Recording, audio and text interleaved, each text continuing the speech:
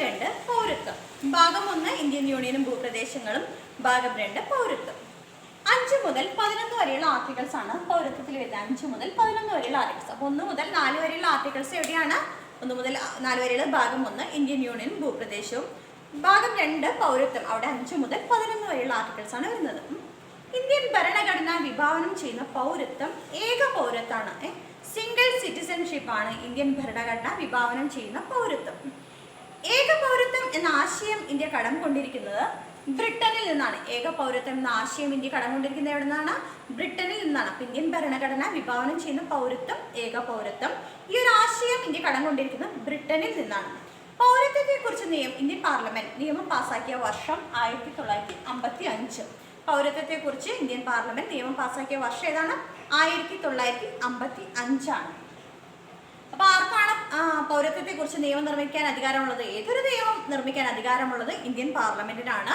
പൗരത്വത്തെ കുറിച്ച് നിയമം പാസാക്കിയ വർഷം ഏതാണ്? 1955. ഇന്ത്യയിലെ ഇരട്ട പൗരത്വം എന്ന ആശയം ഒരു കമ്മിറ്റി അവതരിപ്പിച്ചു. ആ കമ്മിറ്റിയാണ് എൽ.എം. സിൻവി കമ്മിറ്റി. ഇന്ത്യയിൽ ഇരട്ട പൗരത്വം എന്ന ആശയം അവതരിപ്പിച്ച കമ്മിറ്റി ആരാണ്? ആദ്യമായിട്ട് അങ്ങനെ ഒരു ആശയം ഉന്നയിച്ച കമ്മിറ്റിയാണ് എൽ.എം. സിൻവി കമ്മിറ്റി. ഭാഗം 2 എന്താണ്? പൗരത്വമാണ്. 5 മുതൽ 11 വരെയുള്ള ആർട്ടിക്കിൾസ് ആണ് ഭാഗം 2 വരുന്നത്. അപ്പൊ ഇന്ത്യ ഗവൺമെന്റ് വിഭാവനം ചെയ്യുന്ന പൗരത്വം ഏക പൗരത്വം. ഈ ആശയം ഇന്ത്യ കടം കൊണ്ടിരിക്കുന്നത് എവിടെ നിന്നാണ്? ബ്രിട്ടനിൽ നിന്നാണ് ഇങ്ങനൊരു ആശയം ഇന്ത്യ കടം കൊണ്ടിരിക്കുന്നത്. ഇന്ത്യൻ പാർലമെന്റ് പൗരത്വത്തെ കുറിച്ച് നിയമം പാസാക്കിയ വർഷം 1955. ഇന്ത്യയിലെ ഇരട്ട പൗരത്വ എന്ന ആശയം ആദ്യമായി അവതരിപ്പിച്ചത് ആരാണ്? എൽ.എം. സിൻവി കമ്മിറ്റിയാണ്. ഇന്ത്യയിൽ 1955 പൗരത്വ നിയമം അനുസരിച്ച് ഇന്ത്യൻ പാർലമെന്റ് പാസാക്കിയ പൗരത്വ നിയമം അനുസരിച്ച് ഇന്ത്യയിൽ 5 തരത്തിൽ പൗരത്വം നേടാനും 3 വിധത്തിൽ പൗരത്വം നഷ്ടപ്പെടാനും കഴിയും. 5 വിധത്തിൽ പൗരത്വം നേടിയ വ്യക്തിക്ക് 3 വിധത്തിൽ പൗരത്വം നഷ്ടപ്പെടാം. നോക്കാം. ഒന്ന്, ജനനം മുഖേന.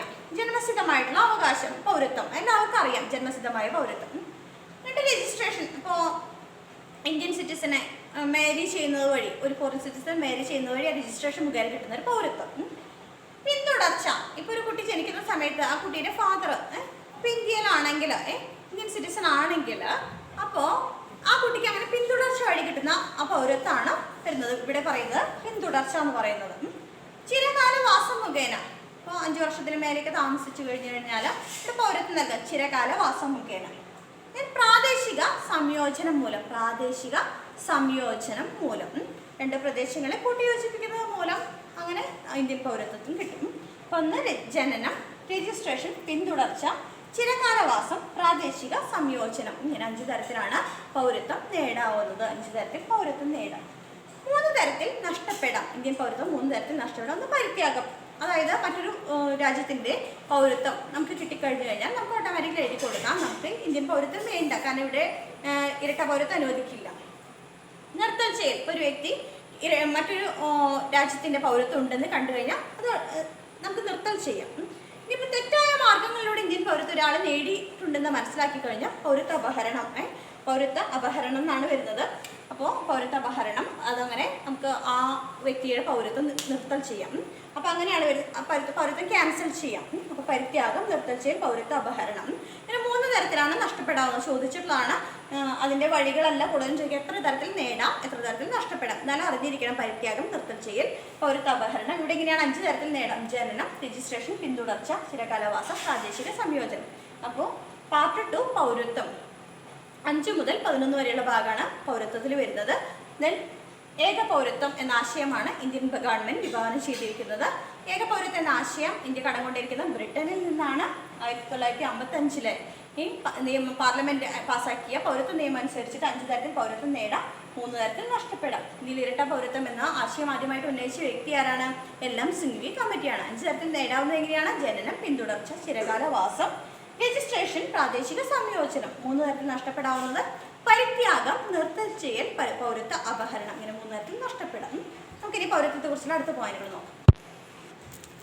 അടുത്തത് പൗരത്വ ഭേദഗതി നിയമം 2019.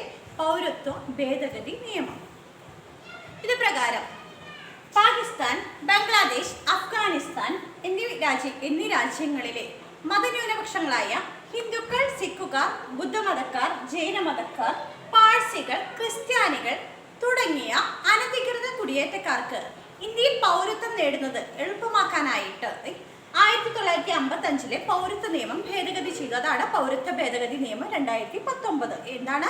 പാകിസ്ഥാൻ, ബംഗ്ലാദേശ്, അഫ്ഗാനിസ്ഥാൻ എന്നീ രാജ്യങ്ങളിലെ മതന്യൂനപക്ഷങ്ങളായ ഹിന്ദുക്കൾ, സിഖുകാർ, ബുദ്ധമതക്കാർ, ജൈനമതക്കാർ, പാഴ്സികൾ, ക്രിസ്ത്യാനികൾ തുടങ്ങിയ അനധികൃത കുടിയേറ്റക്കാർക്ക് ഇന്ത്യയിലെ പൗരത്വം നേടുന്നത് എളുപ്പമാക്കുന്നതിന് വേണ്ടിയിട്ട് 1955 പൗരത്വ ഭേദഗതി നിയമം 55 പൗരത്വ നിയമം ഭേദഗതി ചെയ്തുകൊണ്ടുള്ള നിയമമാണ് പൗരത്വ ഭേദഗതി നിയമം 2019. ഇത് പ്രകാരം ഇത്തരം മതന്യൂനപക്ഷങ്ങൾ 2014 ഡിസംബർ 31 അതിനു മുൻപോ ഇന്ത്യയിൽ പ്രവേശിച്ച ഇത്തരം മതന്യൂനപക്ഷങ്ങൾക്ക് ഇന്ത്യയിൽ ആദ്യം പൗരത്വം ലഭിക്കുന്നതിന് 11 വർഷം അവർ ഇന്ത്യയിൽ താമസിക്കണമായിരുന്നു. ഇപ്പോൾ അവർക്ക് ഈ ഭേദഗതി നിയമപ്രകാരം 5 വർഷം ഇന്ത്യയിൽ താമസിച്ചാൽ മതി. 2014 ഡിസംബർ 31 അതിനോ മുൻപോ ഇന്ത്യയിൽ പ്രവേശിച്ച ഇത്തരം മതന്യൂനപക്ഷങ്ങൾക്ക് പൗരത്വം നേടണമെങ്കിൽ 11 വർഷം വേണ്ടിയിരുന്നു, ഇന്ത്യയിൽ താമസിക്കണമായിരുന്നു. അതിന് പകരം ഈ നിയമം ഭേദഗതി ചെയ്തപ്പോൾ 5 വർഷമാക്കിക്കൊണ്ടുള്ള ഒരു ഭേദഗതിയാണ്. അപ്പോൾ അവർക്ക് പൗരത്വം കിട്ടാനായിട്ട് എളുപ്പമായി. പക്ഷേ ഈ ഒരു കാറ്റഗറിയിൽ നിന്ന് ന്യൂനപക്ഷ വിഭാഗങ്ങളായ മുസ്ലിം എന്ന കാറ്റഗറിയെ ഒഴിവാക്കി. അതുകൊണ്ടാണ് ഇന്ത്യയിൽ ഈ നിയമം പാസ്സാക്കിയപ്പോൾ ഒരുപാട് പ്രക്ഷോഭങ്ങൾ ഉണ്ടായത്. എല്ലാവർക്കും അറിയായിരിക്കും, നമ്മൾ പത്രങ്ങളിലും ന്യൂസിലൊക്കെ ചാനലിൽ കൂടെയൊക്കെ കണ്ടിട്ടുള്ളതാണ്. അപ്പോൾ ആ മുസ്ലിങ്ങളെ ഒഴിവാക്കിയത് കൊണ്ടാണ് അങ്ങനൊരു പ്രക്ഷോഭം ഇന്ത്യയിൽ ഉണ്ടായത്. അപ്പോൾ 2014 ഡിസംബർ 31 അതിനു മുമ്പോ ഇന്ത്യയിൽ പ്രവേശിച്ച ഇത്തരം മതന്യൂനപക്ഷങ്ങൾക്ക് ഇന്ത്യയിൽ പൗരത്വം ലഭിക്കുന്നതിന് 11 വർഷം ഇന്ത്യയിൽ താമസിക്കണമായിരുന്നു. അതിന് പകരം 5 വർഷമാക്കിക്കൊണ്ടാണ് ഈ നിയമം ഭേദഗതി ചെയ്തത്. ലോകസഭ ഈ നിയമം പാസ്സാക്കിയത് 2019 ഡിസംബർ 10 രാജ്യസഭ പാസ്സാക്കിയത് 2019 ഡിസംബർ 11 അംഗീകരിക്കപ്പെട്ടത് 2019 ഡിസംബർ 12 അപ്പോൾ ഡിസംബർ 10, 11, 12 ഡിസംബർ 10 ദേശീയ മനുഷ്യാവകാശ ദിനമാണ്. അങ്ങനെ ആലോചിച്ചാൽ മതി. അന്നാണ് ഇത് ലോകസഭ പാസ്സാക്കിയത്. പിന്നെ 11, 12 രാജ്യസഭ അംഗീകരിച്ചു. ദെൻ ബില്ല് രാഷ്ട്രപതി ഒപ്പുവെച്ചതാണ് December 12. Bill number 370 2019 bill number ഏതാണ് 370. അപ്പോൾ ഇതൊരു കറണ്ട് അഫെയർ ഒരു പോർഷനിൽ വരുന്ന ഒരു ഭാഗമാണ്. പൗരത്വത്തെക്കുറിച്ചുള്ള വളരെ ഇമ്പോർട്ടൻറ്റ് ഭാഗമാണ്. അപ്പോൾ ഇത് നോട്ട് ചെയ്ത് വയ്ക്കണം. അപ്പോൾ പൗരത്വ ഭേദഗതി നിയമം 2019 എന്താണ് പറയുന്നത്? പാകിസ്ഥാൻ, അഫ്ഗാനിസ്ഥാൻ, ബംഗ്ലാദേശ് തുടങ്ങിയ രാജ്യങ്ങളിലെ മതന്യൂനപക്ഷങ്ങളായ ഹിന്ദുക്കൾ, സിഖുകാർ, ബുദ്ധമതക്കാർ, ജൈനമതക്കാർ, പാഴ്സികൾ, ക്രിസ്ത്യാനികൾ തുടങ്ങിയ അനധികൃത കുടിയേറ്റക്കാർക്ക് ഇന്ത്യയിൽ പൗരത്വം ലഭിക്കുന്നതിന് മുൻപ് 11 വർഷം ഇന്ത്യയിൽ താമസിക്കണമായിരുന്നു. അതിന് പകരം 5 വർഷമാക്കി. ഏത് തീയതിക്ക് മുന്നേ പ്രവേശിച്ചവർക്ക് 2014 ഡിസംബർ 31 അതിനു മുൻപ് പ്രവേശിച്ചവർക്ക്. ലോകസഭ ബിൽ പാസ്സാക്കിയത് 2019 ഡിസംബർ 10 രാജ്യസഭ പാസ്സാക്കിയത് 2019 ഡിസംബർ 11 അംഗീകരിക്കപ്പെട്ടത് 2019 ഡിസംബർ 12 ബിൽ നമ്പർ എത്രയാണ്? 370. അപ്പോൾ ഇത്രയും പോയിന്റുകൾ നോട്ട് ചെയ്യാം. ഇനി പൗരത്വത്തെക്കുറിച്ച് ചെറിയൊരു ടോപ്പിക് കൂടി ഇല്ല തോന്നുന്നു. അടുത്തത് പൗരത്വവുമായി ബന്ധപ്പെട്ട മറ്റൊരു ടോപ്പിക്കാണ് person of Indian origin card അഥവാ PIO card. Person of Indian origin card അല്ലെങ്കിൽ PIO കാർഡ്. ഇത് ഫോറിൻ സിറ്റിസണാണ്. ഇന്ത്യയിലേക്ക് വിസ ഇല്ലാതെ തന്നെ ട്രാവൽ ചെയ്യുന്നതിനും ഇന്ത്യയിലെ സ്കൂളുകളിലോ കോളേജുകളിലോ അഡ്മിഷൻ നേടുന്നതിനോ അല്ലെങ്കിൽ ഇന്ത്യയിൽ ജോലി ചെയ്യുന്നതിനോ അനുവദിക്കുന്ന ഒരു കാർഡാണ് എന്ത്? Person of Indian origin card PIO card. ഇത് 1999 മാർച്ച് 30 ഈ ഒരു പദ്ധതി ആരംഭിച്ചത്. ഈ പദ്ധതി നിലവിൽ വന്നത് 2002 സെപ്റ്റംബർ 15 2002 സെപ്റ്റംബർ 15 നിലവിൽ വന്നു. ആരംഭിച്ചത് 1999 മാർച്ച് 30 2015 ജനുവരി 9 PIO കാർഡ് OCI കാർഡിൽ ലഭിച്ചു. OCI card overseas citizenship of India card OCI card ലഭിച്ചു. 2004 ഈ OCI കാർഡ് എന്നുള്ളൊരു പദ്ധതി ഇന്ത്യ ഗവൺമെൻറ് ഫോം ചെയ്തത്. ഇത് ഇന്ത്യൻ പൗരത്വമുള്ള ഇന്ത്യൻ വംശജരായ വിദേശീയ പൗരത്വമുള്ള വ്യക്തികൾക്ക്, അതായത് അവർ ഇന്ത്യൻ വംശജരായിരുന്നു പക്ഷെ ഇപ്പോൾ ഫോറിൻ സിറ്റിസൺ ആണ്, അവരുടെ സമ്പാദ്യങ്ങൾ ഇന്ത്യയുടെ വികസനത്തിന് വേണ്ടി ഉപയോഗിക്കാനുള്ള ഒരു സ്ട്രാറ്റജി ആയിരുന്നു OCI കാർഡ്. അപ്പോൾ ഈ OCI കാർഡ് 2004 ഫോം ചെയ്തത്. Person of Indian origin card OCI കാർഡിൽ അയച്ചത് 2015 ജനുവരി 9 ഇതിന് കാലാവധി ഈ PIO കാർഡിൻ്റെ കാലാവധി 15 വർഷമായിരുന്നു. ഇപ്പോൾ ഇതിൽ ലയിപ്പിച്ച കാരണം ആജീവനാന്തമാണ് വാലിഡിറ്റി. ഇത്തരം കാർഡ് ഹോൾഡേഴ്സിന് ആർട്ടിക്കിൾ 16 പ്രകാരമുള്ള അവസര സമത്വത്തിനൊന്നും ആർട്ടിക്കിൾ 16 നമ്മൾ പഠിക്കും, മൗലിക അവകാശങ്ങളൊക്കെ പഠിക്കുമ്പോൾ അവിടെ പഠിക്കും. ആർട്ടിക്കിൾ 16 പ്രകാരമുള്ള അവസര സമത്വത്തിനൊന്നും അർഹതയില്ല ഈ OCI കാർഡ് ഹോൾഡേഴ്സിന്. വളരെ ഇമ്പോർട്ടൻറ്റ് ടോപ്പിക് ഒന്നുമല്ല, അങ്ങനെ ചോദിച്ചു കണ്ടിട്ടില്ല. അഥവാ ചോദിച്ചു കഴിഞ്ഞാൽ അറിയാൻ വേണ്ടിയിട്ട് പറഞ്ഞു തന്നേലും. ഇപ്പോൾ PIO card 1999 March 30 India government form ചെയ്തത്. ഇത് 2002 സെപ്റ്റംബർ 15 നിലവിൽ വന്നത്. ഇതിൻ്റെ വാലിഡിറ്റി 15 വർഷമായതും OCI കാർഡിൽ 2015 ജനുവരി 9 ലയിച്ചു. അതിനുശേഷം വാലിഡിറ്റി ലൈഫ് ടൈമാണ്, ആജീവനാന്ത വാലിഡിറ്റിയാണ്. ആർട്ടിക്കിൾ 16 പ്രകാരമുള്ള അവസര സമത്വം ഇത്തരം കാർഡ് ഹോൾഡേഴ്സിന് അനുവദനീയമല്ല. അപ്പോൾ ഇത്രയേ ഉള്ളൂ ഈ ടോപ്പിക്ക്. അപ്പോൾ പാർട്ട് 2 പൗരത്വം എന്നുള്ള ടോപ്പിക്ക് 5 മുതൽ 11 വരെയാണ് ആർട്ടിക്കിൾ. 5 തരത്തിൽ പൗരത്വം നേടാം, 3 തരത്തിൽ നഷ്ടപ്പെടാം. ഇന്ത്യ ഗവൺമെൻറ് വിഭാവനം ചെയ്ത പൗരത്വം എന്താണ്? ഏക പൗരത്വമാണ്. ഈ ഒരു ആശയം എവിടെ നിന്നാണ് കടം കൊണ്ടിരിക്കുന്നത്? ബ്രിട്ടനിൽ നിന്നാണ്. ഡ്യുവൽ സിറ്റിസൺഷിപ്പ് എന്ന ആശയം ആദ്യമായിട്ട് അവതരിപ്പിച്ച കമ്മിറ്റി ഏതാണ്? എല്ലാം സിംഗ്വി കമ്മിറ്റിയാണ്. ഇതൊക്കെയാണ് ഇവിടെ പ്രധാനപ്പെട്ട പോയിന്റുകൾ. അതൊക്കെ നന്നായി പഠിക്കാം. പിന്നെ ഇപ്പോൾ കറണ്ട് അഫെയർ ആയിട്ട് വന്ന പൗരത്വ ഭേദഗതി നിയമം 2019 അതിലെ പോയിന്റുകളും പ്രത്യേകം നോട്ട് ചെയ്യാം. അപ്പോൾ അതൊക്കെ നന്നായി പഠിക്കാം. 5 മുതൽ 11 വരെയുള്ള ആർട്ടിക്കിൾ പൗരത്വം. ചിലപ്പോൾ എങ്ങനെയാണ് ചോദിക്കുക, പൗരത്വത്തെക്കുറിച്ച് പ്രതിപാദിക്കുന്ന ആർട്ടിക്കിൾ ഏതാണ്? 5 അല്ലെങ്കിൽ 5 മുതൽ 11 വരെയുള്ള ഭാഗം എന്തിൽ പെടുന്നു? പൗരത്വത്തിൽ പെടുന്നു. അത്രയും ചോദിക്കുള്ളൂ. അതിനിടയിൽ 6, 7, 8 ഒക്കെ എന്താണ്? പൗരത്വവുമായി ബന്ധപ്പെട്ട റിലേറ്റഡ് പോയിന്റ്സ് ആണ്. അത് സെപ്പറേറ്റ് പഠിക്കേണ്ട. 5 മുതൽ 11 വരെ പൗരത്വം. അപ്പോൾ ഇത്രയും ക്ലിയർ ആയില്ലേ? നമുക്ക് അടുത്ത ഭാഗം നോക്കാം. അടുത്തത് ഭാഗം 3 മൗലിക അവകാശങ്ങൾ. ആർട്ടിക്കിൾ 12 മുതൽ 35 വരെയാണ് ഭാഗം 3 വരുന്നത്. മൗലിക അവകാശങ്ങളിൽ വരുന്നത് ആർട്ടിക്കിൾ 12 മുതൽ 35 വരെ. മൗലികാവകാശങ്ങളുടെ ശില്പി എന്നറിയപ്പെടുന്ന വ്യക്തി സർദാർ വല്ലഭായ് പട്ടേലാണ്. മൗലികാവകാശങ്ങളുടെ ശില്പി ആരാണ്? സർദാർ വല്ലഭായ് പട്ടേലാണ് മൗലികാവകാശങ്ങളുടെ ശില്പി. മൗലികാവകാശങ്ങൾ എന്ന ആശയം ഇന്ത്യ കടമെടുത്തിരിക്കുന്നത് ഏത് രാജ്യത്തിൽ നിന്നാണ്? അമേരിക്കയിൽ നിന്നാണ് കടമെടുത്തിരിക്കുന്നത്. മൗലികാവകാശങ്ങൾ എന്ന ആശയം ഇന്ത്യ കടമെടുത്തിരിക്കുന്നത് അമേരിക്കയിൽ നിന്നാണ്. നമ്മൾ പഠിച്ചിട്ടുണ്ടല്ലോ, ഒരു കോഡൊക്കെ പഠിച്ചിട്ടില്ലേ? മാസ്ജിൻ VS ഫ്രം USA എന്ന് പറഞ്ഞിട്ട്. മാസ്ജിൻ VS ഫ്രം USA എന്ന് പറഞ്ഞിട്ട് പഠിച്ചിട്ടില്ല. അമേരിക്കയിൽ നിന്ന് കടമെടുത്ത ആശയങ്ങൾ ഏതൊക്കെയാണ്? മൗലികാവകാശങ്ങൾ, ആമുഖം, സ്വതന്ത്ര നീതിന്യായ വ്യവസ്ഥ, ജുഡീഷ്യൽ റിവ്യൂ, ഇംപീച്ച്മെന്റ്, ലിഖിത ഭരണഘടന, വൈസ് പ്രസിഡന്റ്, സുപ്രീം കോടതി.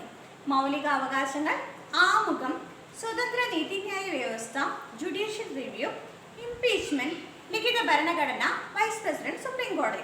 മൗലികാവകാശങ്ങളുടെ ശില്പി ആരാണ്? സർദാർ വല്ലഭായ് പട്ടേലാണ്. മൗലികാവകാശങ്ങൾ എന്ന ആശയം ഇന്ത്യ കടമെടുത്തിരിക്കുന്നത് ഏത് രാജ്യത്തിൽ നിന്നാണ്? അമേരിക്കയിൽ നിന്നാണ്. എന്തൊക്കെ പേരിലാണ് മൗലികാവകാശങ്ങൾ അറിയപ്പെടുന്നത്? ഭരണഘടനയുടെ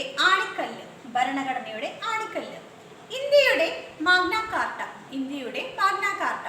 സ്വാതന്ത്ര്യത്തിന്റെ വിളക്കുകൾ. ഭരണഘടനയുടെ ആണിക്കല്ല്, ഇന്ത്യയുടെ മാഗ്ന കാർട്ട, സ്വാതന്ത്ര്യത്തിന്റെ വിളക്കുകൾ എന്നിങ്ങനെ അറിയപ്പെടുന്നത് ഭാഗം 3 മൗലികാവകാശങ്ങളാണ്.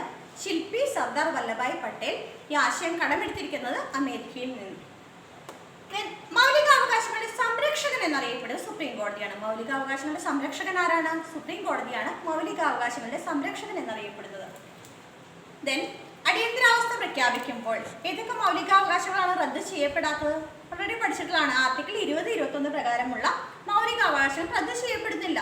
1778 44 ഭേദഗതി പ്രകാരമാണ് ഇങ്ങനെ ഒരു നിയമം പാസ്സാക്കിയത്. അടിയന്തരാവസ്ഥ പ്രഖ്യാപിച്ചാലും ആർട്ടിക്കിൾ 20, 21 പ്രകാരമുള്ള മൗലികാവകാശം റദ്ദ് ചെയ്യപ്പെടുന്നില്ല.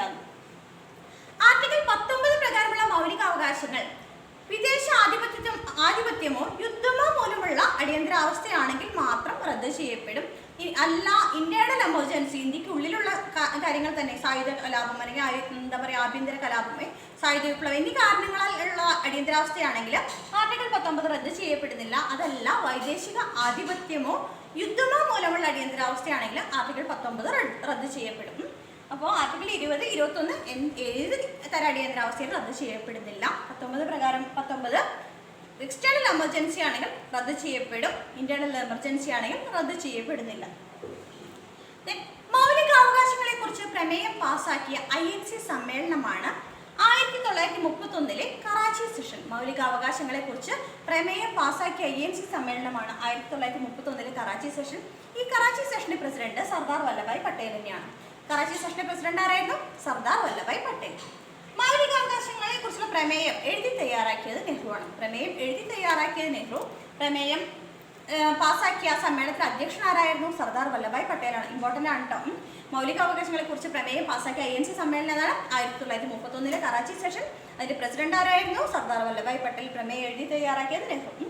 അപ്പോൾ മൗലികാവകാശങ്ങൾ ഭാഗം 3 ഇത് പാട്ടിലാണ്, വളരെ ഇമ്പോർട്ടൻ്റ് ആണ്. ഭാഗം 3 ആർട്ടിക്കിൾ 12 മുതൽ 35 വരെയാണ് മൗലികാവകാശങ്ങൾ വരുന്നത്. മൗലികാവകാശങ്ങളുടെ ശില്പി പട്ടേലാണ്. മൗലികാവകാശം എന്ന ആശയം ഇന്ത്യ കടമെടുത്തിരിക്കുന്ന അമേരിക്കയിൽ നിന്നാണ്. ആണിക്കല്ല്, ഇന്ത്യയുടെ മാഗ്ന കാർട്ട, സ്വാതന്ത്ര്യത്തിന്റെ വിളക്കുകൾ എന്നിങ്ങനെ അറിയപ്പെടുന്ന ഭരണഘടനാ ഭാഗമാണ് മൗലിക അവകാശങ്ങൾ. മൗലികാവകാശങ്ങളുടെ സംരക്ഷകൻ സുപ്രീം കോടതിയാണ്. അടിയന്തരാവസ്ഥ പ്രഖ്യാപിക്കപ്പെട്ടാലും റദ്ദ് ചെയ്യപ്പെടാത്ത മൗലികാവകാശങ്ങളാണ് ആർട്ടിക്കിൾ 20, 21 പ്രകാരമുള്ള മൗലികാവകാശങ്ങൾ. നമ്മൾ എന്താണെന്ന് ഒന്നുകൂടെ പഠിക്കും. അതെന്തൊക്കെയാണ് നമുക്ക് മുൻപൊക്കെ നമ്മൾ ഇടയ്ക്കിലൊക്കെ പറഞ്ഞിട്ടുണ്ട് അടിയന്തരാവസ്ഥയ്ക്ക് എടുത്തപ്പോൾ, അതല്ലാതെ ഡീറ്റെയിൽ ആയിട്ട് പറയാം കേട്ടോ. ആർട്ടിക്കിൾ 19 പ്രകാരമുള്ള മൗലികാവകാശങ്ങൾ എക്സ്റ്റേണൽ എമർജൻസിയാണ് റദ്ദ് ചെയ്യപ്പെടും, ഇന്റേണൽ എമർജൻസിയാണ് റദ്ദ് ചെയ്യപ്പെടുന്നില്ല. മൗലികാവകാശങ്ങളെ കുറിച്ച് പ്രമേയം പാസ്സാക്കിയ INC സമ്മേളനം ഏതാണ്? കറാച്ചി സെഷനാണ് 1931. കറാച്ചി സെഷന്റെ പ്രസിഡന്റ് പട്ടേൽ. കറാച്ചി സെഷനിലെ ആ പ്രമേയം എഴുതി തയ്യാറാക്കിയതാരാണ്? മൗലികാവകാശങ്ങളെ കുറിച്ച് പ്രമേയം എഴുതി തയ്യാറാക്കിയത് നെഹ്റുവാണ്. ഇത്രയും ഭാഗങ്ങൾ ക്ലിയർ ആയല്ലോ. നമുക്ക് ഇവിടേക്ക് പോവാം. മൗലികാവകാശങ്ങളുടെ പ്രഖ്യാപനമായിരിക്കും ഭാവി ഇന്ത്യൻ ഭരണഘടനയുടെ അടിസ്ഥാനമെന്ന് പ്രഖ്യാപിക്കപ്പെട്ട INC സമ്മേളനമാണ് 1927 മദ്രാസ് സെഷൻ. മൗലികാവകാശങ്ങളുടെ പ്രഖ്യാപനമായിരിക്കും ഭാവി ഇന്ത്യൻ ഭരണഘടനയുടെ അടിസ്ഥാനമെന്ന് പ്രഖ്യാപിക്കപ്പെട്ട INC സമ്മേളനമാണ് 1927 മദ്രാസ് സെഷൻ. ഈ സെഷന്റെ പ്രസിഡന്റ് MA അൻസാരി ആയിരുന്നു. സെഷന്റെ പ്രസിഡന്റ് ആരായിരുന്നു? MA അൻസാരി. മൗലികാവകാശങ്ങൾ സ്ഥാപിച്ചു കിട്ടുന്നതിനായി കോടതി പുറപ്പെടുവിക്കുന്ന ഉത്തരവുകളെ പറയുന്ന പേരാണ് റിട്ട്. മൗലികാവകാശങ്ങൾ സ്ഥാപിച്ചെടുക്കുന്നതിനായി കോടതി പുറപ്പെടുവിക്കുന്ന ഉത്തരവുകളെ പറയുന്ന പേരാണ് റിട്ടുകൾ. എത്ര തരത്തിലുള്ള മൗലികാവകാശങ്ങളാണ് നിലവിലുള്ളത്? 6 തരത്തിലുള്ള മൗലികാവകാശങ്ങളാണ് നിലവിലുള്ളത്. സമത്വം, സ്വാതന്ത്ര്യം, ചൂഷണം, മതസ്വാതന്ത്ര്യം, സാംസ്കാരികവും വിദ്യാഭ്യാസപരവുമായ അവകാശം, ഭരണഘടന പ്രതിവിധിക്കുള്ള അവകാശം. അപ്പോൾ ഇപ്പോൾ 6 മൗലികാവകാശങ്ങളാണ് ഇന്ത്യൻ ഭരണഘടനയിലുള്ളത്. ഏതൊക്കെയാണ്? സമത്വം, സ്വാതന്ത്ര്യം, ചൂഷണം, മതസ്വാതന്ത്ര്യം, സാംസ്കാരികവും വിദ്യാഭ്യാസപരവുമായ അവകാശം, ഭരണഘടന പ്രതിവിധിക്കുള്ള അവകാശം. അപ്പോൾ എത്ര മൗലികാവകാശങ്ങൾ ഉണ്ട് എന്നും PSC ചോദിച്ചിട്ടുള്ള പോയിന്റാണ് കേട്ടോ. ഇനി നമുക്ക് ഡീറ്റെയിൽ ആയിട്ട് പോകണം. അതിന് മുമ്പ് എത്ര ഉണ്ട്? 6 മൗലികാവകാശങ്ങളുള്ളത്. സമത്വം, സ്വാതന്ത്ര്യം, ചൂഷണം, മതസ്വാതന്ത്ര്യം, സാംസ്കാരികവും വിദ്യാഭ്യാസപരമായ അവകാശം, ഭരണഘടന പ്രതിവിധിക്കുള്ള അവകാശം. 14 മുതൽ 18 വരെ സമത്വം, 19 മുതൽ 22 വരെ സ്വാതന്ത്ര്യം, 23 മുതൽ 24 വരെ ചൂഷണം, 25 മുതൽ 28 വരെ മതസ്വാതന്ത്ര്യം, 29 മുതൽ 30 വരെ സാംസ്കാരികവും വിദ്യാഭ്യാസപരവുമായ അവകാശം, 32 മുതൽ 35 വരെ ഭരണഘടന പ്രതിവിധിക്കുള്ള അവകാശം. ഇപ്പൊ മുൻപ് 6 മൗലികാവകാശങ്ങളേ ഉള്ളൂ. മുൻപ് 7 മൗലികാവകാശങ്ങൾ ഉണ്ടായിരുന്നു. അത് ഒന്ന് സ്വത്തവകാശമായിരുന്നു. സ്വത്തവകാശം ഇപ്പൊ മൗലികാവകാശമല്ല, പകരം നിയമാവകാശമാണ്. സ്വത്തവകാശം മൗലികാവകാശമല്ല, പകരം നിയമാവകാശമാണ്. 1978 44-ാം ഭേദഗതി പ്രകാരം മൗലികാവകാശമായിരുന്ന സ്വത്തവകാശം നിയമാവകാശമാക്കി മാറ്റി. അപ്പോൾ ഏത് ഭരണഘടനാ ഭേദഗതി പ്രകാരമാണ് സ്വത്തവകാശം നിയമാവകാശമാക്കി മാറ്റിയത്? 1978 44-ാം ഭേദഗതി പ്രകാരമാണ് മൗലികാവകാശമായിരുന്ന സ്വത്തവകാശം നിയമാവകാശമാക്കി മാറ്റിയത്. ഈ 44-ാം ഭേദഗതി സമയത്ത് പ്രസിഡന്റ് നീലം സഞ്ജീവ് റെഡ്ഡിയും പ്രധാനമന്ത്രി മൊറാർജി ദേശായി ആയിരുന്നു. 44-ാം ഭേദഗതി സമയത്ത് പ്രസിഡന്റ് ആരായിരുന്നു? നീലം സഞ്ജീവ് റെഡ്ഡിയും പ്രധാനമന്ത്രി ആരായിരുന്നു? മൊറാർജി ദേശായിയുമായിരുന്നു. ഇപ്പോൾ മൗലികാവകാശം എടുക്കുന്നത് ഭാഗം 12-ലാണ്. ഭാഗം 3-ൽ കിടന്നിരുന്ന സ്വത്തവകാശം എടുക്കുന്നത് ഭാഗം 12-ലാണ്. മുൻപ് ഭാഗം 3 മൗലികാവകാശത്തിലായിരുന്നു. ഭാഗം 12-ൽ കിടക്കുന്ന ആർട്ടിക്കിൾ 300A. ആർട്ടിക്കിൾ 300A ഭാഗം 12. മുൻപ് ആർട്ടിക്കിൾ 31, 19F ആയിരുന്നു മൗലികാവകാശങ്ങളെ കുറിച്ച് പ്രതിപാദിച്ചിരുന്നത്. ഇപ്പൊ എന്താണ്? ആർട്ടിക്കിൾ 300A ആണ് ഭാഗം 12. അപ്പൊ നോക്കിയേ, ഇവിടെ നമ്മൾ കണ്ടു 29 മുതൽ 30 കഴിഞ്ഞ് 31 ഇല്ല. കാരണം എന്താ? സ്വത്തവകാശമായിരുന്നു. അതുകൊണ്ടാണ് അതില്ലാതെ. 32 മുതൽ 35 വരെയാണ് അവസാനത്തെ മൗലികാവകാശമായ ഭരണഘടന പ്രതിവിധിക്കുള്ള അവകാശം. അപ്പോൾ 1927 മദ്രാസ് സെഷനിലാണ് മൗലികാവകാശങ്ങളുടെ പ്രഖ്യാപനമായിരിക്കും ഭാവി ഇന്ത്യൻ ഭരണഘടനയുടെ അടിസ്ഥാനം എന്ന് പ്രഖ്യാപിക്കപ്പെട്ടത്. MA അൻസാരി ആയിരുന്നു അതിന്റെ പ്രസിഡന്റ്. മൗലികാവകാശങ്ങൾ സ്ഥാപിച്ചെടുക്കുന്നതിനായി കോടതി പുറപ്പെടുവിക്കുന്ന ഉത്തരവുകളെ പറയുന്ന പേരാണ് റിട്ടുകൾ. 6 തരത്തിലുള്ള മൗലികാവകാശങ്ങളാണ് ഇപ്പോൾ ഉള്ളത്. മുൻപ് 7 ഉണ്ടായിരുന്നു. മൗലികാവകാശമായ സ്വത്തവകാശം നിയമാവകാശമാണ്. ഏത് ഭേദഗതി പ്രകാരം? 1978 44-ാം ഭേദഗതി പ്രകാരം. ഇതിന് പ്രസിഡന്റ് നീലം സഞ്ജീവ് റെഡ്ഡി, പ്രധാനമന്ത്രി മൊറാർജി ദേശായി. മുൻപ് ആർട്ടിക്കിൾ 31, 19F ആയിരുന്നു. ഇപ്പോൾ ഭാഗം 12-ൽ ആർട്ടിക്കിൾ 300A കിടക്കുന്നത്. ഇപ്പോഴത്തെ മൗലികാവകാശങ്ങൾ ഏതൊക്കെ? സമത്വം, സ്വാതന്ത്ര്യം, ചൂഷണം, മതസ്വാതന്ത്ര്യം, സാംസ്കാരികവും വിദ്യാഭ്യാസപരമായ അവകാശം, ഭരണഘടന പ്രതിവിധിക്കുള്ള അവകാശം. അപ്പൊ നമുക്ക് ഇത്രയും പറഞ്ഞ പോയിന്റുകളൊക്കെ നോക്കാം. ഭാഗം 3 മൗലികാവകാശങ്ങൾ, ആർട്ടിക്കിൾ 12 മുതൽ 35 വരെ. മൗലികാവകാശങ്ങളുടെ ശില്പി എന്നറിയപ്പെടുന്ന സർദാർ വല്ലഭായ് പട്ടേൽ. മൗലികാവകാശങ്ങൾ എന്ന ആശയം ഇന്ത്യ കടമെടുത്തിരിക്കുന്ന അമേരിക്കയിൽ നിന്ന്. ഭരണഘടനയുടെ ആണിക്കല്ല്, ഇന്ത്യയുടെ മാഗ്ന കാർട്ട, സ്വാതന്ത്ര്യത്തിന്റെ വിളക്കുകൾ എന്നിങ്ങനെ അറിയപ്പെടുന്നത് മൗലികാവകാശങ്ങളാണ്. സുപ്രീം കോടതിയാണ് മൗലികാവകാശങ്ങളുടെ സംരക്ഷകൻ എന്നറിയപ്പെടുന്നത്. ആർട്ടിക്കിൾ 20, 21 ഈ പ്രകാരമുള്ള മൗലിക അവകാശങ്ങൾ അടിയന്തരാവസ്ഥ പ്രഖ്യാപിക്കപ്പെട്ടാലും റദ്ദ് ചെയ്യപ്പെടുന്നില്ല. ഇന്റേണൽ എമർജൻസി ആണെങ്കിൽ മാത്രം 19 പ്രകാരമുള്ള മൗലിക അവകാശങ്ങൾ റദ്ദ് ചെയ്യപ്പെടുന്നില്ല. ദെൻ മൗലികാവകാശങ്ങളെ കുറിച്ച് പ്രമേയം പാസാക്കിയ INC സമ്മേളനം 1931 കറാച്ചി സെഷനാണ്. പ്രസിഡന്റ് പട്ടേലായിരുന്നു പ്രമേയം എഴുതി തയ്യാറാക്കിയ നെഹ്റു. മൗലികാവകാശങ്ങളെ പ്രഖ്യാപനമായിരിക്കും ഭാവി ഇന്ത്യൻ ഭരണഘടനയുടെ അടിസ്ഥാനം എന്ന് പ്രഖ്യാപിക്കപ്പെട്ട INC സമ്മേളനം 1927 മദ്രാസ് സെഷനാണ്. MA അൻസാരിയായിരുന്നു പ്രസിഡന്റ്. മൗലികാവകാശങ്ങൾ സ്ഥാപിച്ചെടുക്കുന്നതിനായി കോടതി പുറപ്പെടുവിക്കുന്ന ഉത്തരവുകളെ പറയുന്ന പേരാണ് റിട്ടുകൾ. 6 തരത്തിലുള്ള മൗലികാവകാശങ്ങളുടെ സമത്വം, സ്വാതന്ത്ര്യം, ചൂഷണം, മതസ്വാതന്ത്ര്യം, സാംസ്കാരികവും വിദ്യാഭ്യാസപരമായ അവകാശം, ഭരണഘടനാ പ്രതിവിധിക്കുള്ള അവകാശം. മൗലികാവകാശമായ സ്വത്തവകാശം 1978 44 ഭേദഗതി പ്രകാരം നിയമാവകാശമാക്കി മാറ്റി ഇപ്പോൾ ഭാഗം 12 കിടക്കുന്നത്. ആർട്ടിക്കിൾ 300A ആണ്. മുൻപ് ആർട്ടിക്കിൾ 31, 19 എഫുമായിരുന്നു. പ്രസിഡന്റ് 44 ഭേദഗതി സമയത്ത് പ്രസിഡന്റ് നീലം സഞ്ജീവ റെഡ്ഡി, പ്രധാനമന്ത്രി ആയിരുന്ന മൊറാർജി ദേശായി ആയിരുന്നു. അപ്പോൾ ഇതൊക്കെയാണ് മൗലികാവകാശങ്ങളെ കുറിച്ചുള്ള ഇൻട്രൊഡക്ഷൻ പോയിന്റുകൾ. നമുക്കിനി ഓരോ മൗലികാവകാശം പഠിക്കണം. നമുക്ക് അടുത്ത ക്ലാസ്സിൽ നോക്കാം.